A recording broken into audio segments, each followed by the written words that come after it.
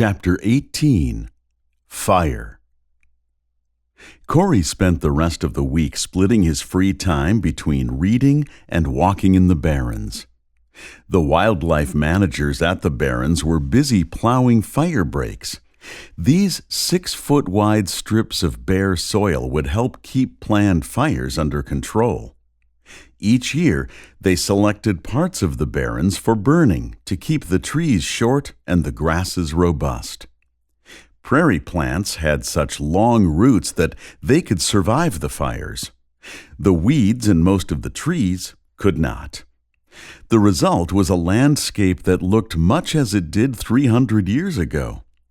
Because only part of the area was burned each year, at any one time there was habitat in different stages of succession. This diversity kept the whole ecosystem healthy. The timing of the burn itself depended on the weather. It was important to have just the right amount of wind and a proper relative humidity. The goal was to get a complete burn without it getting out of control. 2 days in a row, the fire crew was all set to start, but the wind picked up and they were forced to abandon their plans for the day. Corey walked through an area that was ringed by a fire break. He knew this area would be blackened by fire any day now, only to be lush and green a few weeks later. The nutrients locked up in the plant tops that burned would feed the roots of the plants that survived. He watched a deer mouse scurry through the grass in front of him. Although he knew that the mouse would be safe underground during the fire, he was still bothered by the thought that some animals would not survive. His knowledge of the ecosystem told him it was good for the grassland, but his emotions told him otherwise. Corey saw 2 large birds fly swiftly by. He watched the birds with amazement. The harriers were flying too fast and changing direction too often to watch with the binoculars. Most days, they could be found flying low to the ground, hoping to surprise a field mouse that had made the mistake of being caught out in the open. Today was different. The birds were not gliding silently near the ground. They were climbing, diving, turning circles, and climbing again. The untrained eye would think that these birds were sick or drunk. Corey knew better. This was courtship, a time when logic is lost and hormones take over. All done to show the rest of the harriers in the area that this was their territory and that they were a pair. Corey had to laugh. He couldn't help but think about the couples in school. Like the harriers, they too were controlled by something other than reason. Walking hand in hand down the hall, looking straight ahead, never at each other, one walks the other to class. Like the harriers, they performed their ritual as a way of announcing to the rest of the school that they were a couple. Friday came quickly. Corey returned the pile of books to the library before heading to math class. Minutes after the class started, the PA system interrupted Mrs. Burns as she was asking for last night's homework. "Could you send Corey Nelson to the office?" "Sure thing," Mrs. Burns said to the wall. "Tell him to bring his jacket. He's going home." Corey began to get scared. There were only a few reasons that he would be going home, and none of them were good. His heart began to race as he fumbled with his locker combination. He threw some books in his backpack, grabbed his coat, and closed his locker a little too loudly. Was Ellen sick? Did Ben get in an accident with his truck? Was he being sent away? Ellen was standing in the office as he came in. Her face gave no clue as to what was up. "You'll have to sign out, Corey," said the woman behind the desk. Next to where he signed his name was a space labeled, "Reason for leaving." "What do I put down for a reason?" Ellen quickly said, "You're needed at home." As soon as they left the building, Corey turned to Ellen and asked, "Is Ben all right?" Ben's fine. Just relax. Am I being sent away? Ellen stopped, turned to Corey, and put her hand on his cheek. That's not going to happen. You got it? We pulled you out of school today because we thought it was important. You'll understand soon enough. Minutes later, they were in the car heading home. Corey saw the column of smoke from 5 miles away. "They're burning the Barrens!" he shouted. As they got closer to home, the smell of the burning grass filled the car.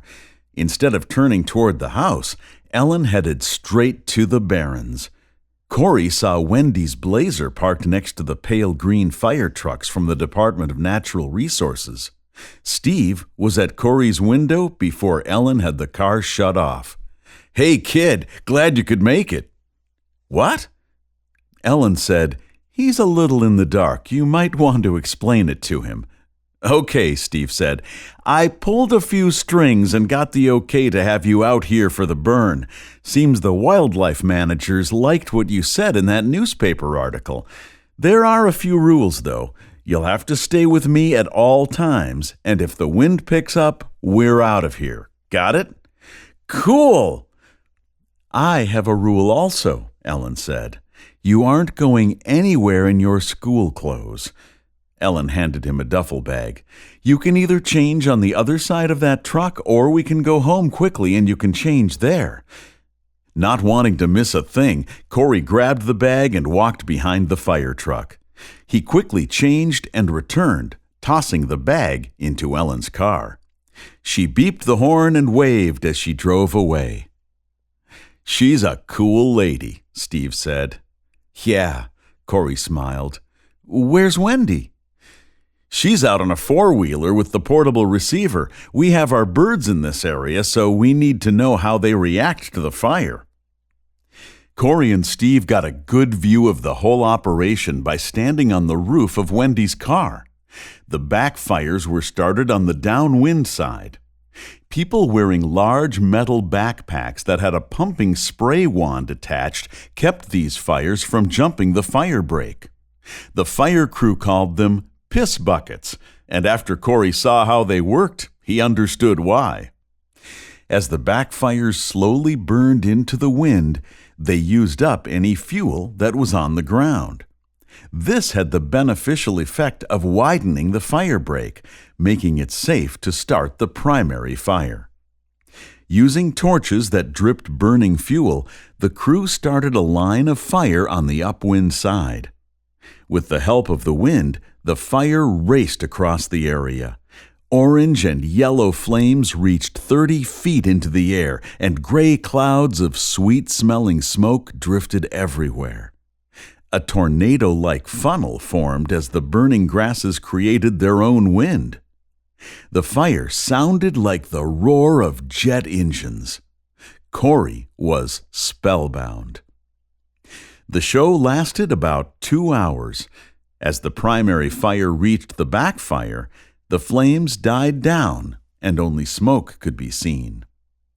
"Time to go to work," Steve said to Corey as he jumped down from the roof. Corey jumped down and followed Steve. "What's up?" "We get to help with the mop-up. We'll walk around and spray water on any stumps that are smoldering, which should keep the fire from starting again after everyone leaves." Steve lifted a metal backpack and helped Corey adjust the straps. It was much heavier than Corey had expected, but he was not about to complain. As was the case with most of the backpacks, Corey's had leaks that quickly soaked the back of his sweatshirt. For the next hour and a half, Corey walked from one smoldering clump to another, spraying streams of cold water. With each clump he visited, ash-filled steam lifted into the air and covered him completely. He saw how dirty the rest of the crew was and hoped he looked at least as bad. As the work continued, the backpack became lighter. By 2 o'clock, the fire was out and the crew was eating a very late lunch. "How are you holding up?" Steve asked. "I'm beat, but I'm having a blast." "Glad to hear it. But I do have some bad news for you. What's that? You look awful. And frankly, you stink. Steve laughed as Corey threw a banana peel at him. You two look like you're having too much fun. It was Wendy. Hey, Wendy, Corey said. How did our children do? Steve asked. Both number 1 and number 3 flew off at the first sign of fire. Still haven't heard from number 2. I'll take 2 out of 3, Steve said. Wendy spread old bed sheets out on the seats of her car to protect them from dirty clothes. A few members of the fire crew came over to say goodbye. You handled yourself pretty well out there, kid, said a man with the name Mike printed on his jacket. Thanks, Corey said as he got into the car. In minutes, they arrived at the farm, and Corey invited them in for a soda. No thanks, Wendy said. Steve needs a shower really bad. No, Steve said. I need a really good shower. So do I, Corey said. Thanks for everything. No problem, kid. We'll be gone for a few weeks, so you take care of yourself, okay? Sure. We'll touch base with you when we get back. Don't worry about that, Corey said as he gave the transmitter in his pocket a squeeze. I know how to get a hold of you. Steve laughed as the receiver in the truck started to beep. Corey walked to the house as the car pulled away.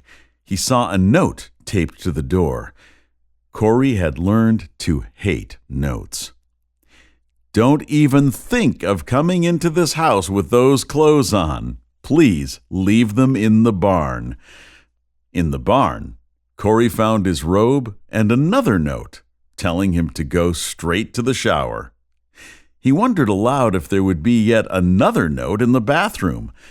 After quickly changing into his robe, Corey ran barefoot to the house. Hi, Ellen, I'm home, he yelled as he walked in the door.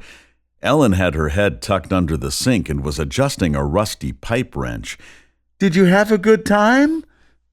Ellen's voice was muffled by the cabinet and gained a strange echo. It was great, thanks. Ellen crawled out from under the sink and wiped something black off the wrench. Tell me all about it after you get cleaned up. Corey went straight to the bathroom and indeed found yet another note taped to the glass. This one told him to bring his clothes from the barn to the basement to be washed. The note ended with, Love ya. The shower was great. The warm water felt much better than the wet sweatshirt he'd worn all morning. He was amazed at how black the soap suds were as the water flowed down the drain. 10 minutes into his shower, the water suddenly went cold. Ellen was running a load of whites, and he was now competing for the limited hot water. He quickly dried off and reached for his robe. The smell of smoke on the robe made it unwearable, so once again he had to make a dash to his room in a towel. Corey put on clean clothes, lay down on his bed, and immediately fell asleep.